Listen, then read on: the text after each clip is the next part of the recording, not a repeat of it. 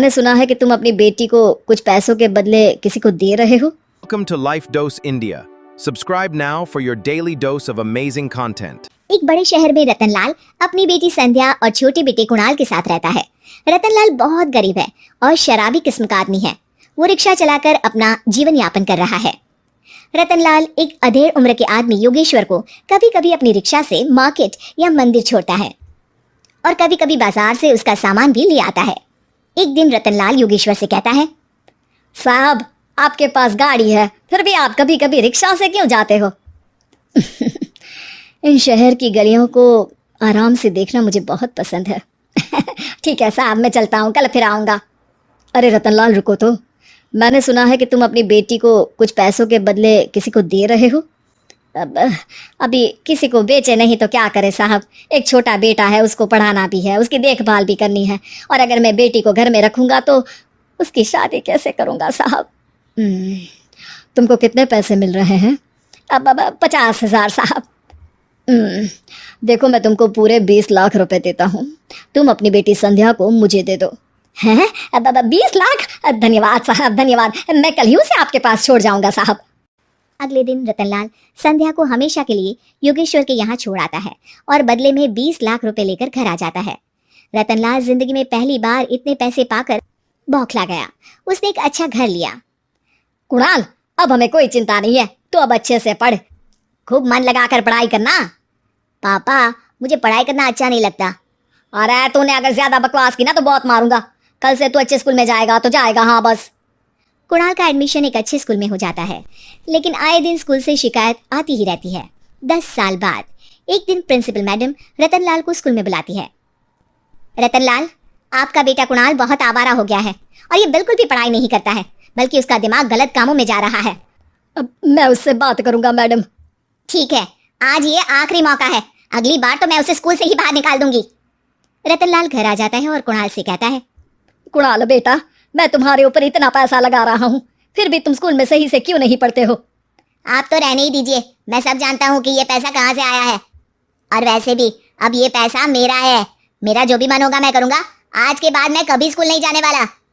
रतनलाल को अपनी बेटी की याद आती है और वो रोने लगता है।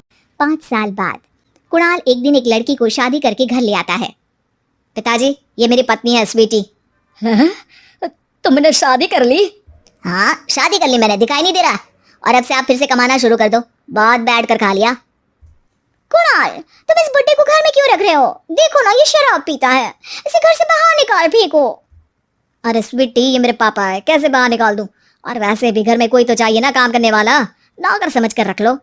इस बुड्ढी को तो घर से बाहर निकाल कर ही रहूंगी मैं कब तक इसके लिए खाना बनाऊंगी। स्वीटी एक दिन घर के बाहर पार्क में अपनी दोस्तों के साथ बैठी होती है। तभी वो रतनलाल को बुलाती है। पिताजी, मेरे कमरे में मैं अपना फोन छोड़ आई हूँ, जरा ला कर तो देना। हाँ जरूर, अभी लेकर आता हूँ। रतनलाल फोन लेकर आ जाता है। कुछ समय बाद स्वीटी के फ्रेंड्स भी चले जाते हैं। स्वीटी अंदर आकर शोर मचाती है, चोर चोर।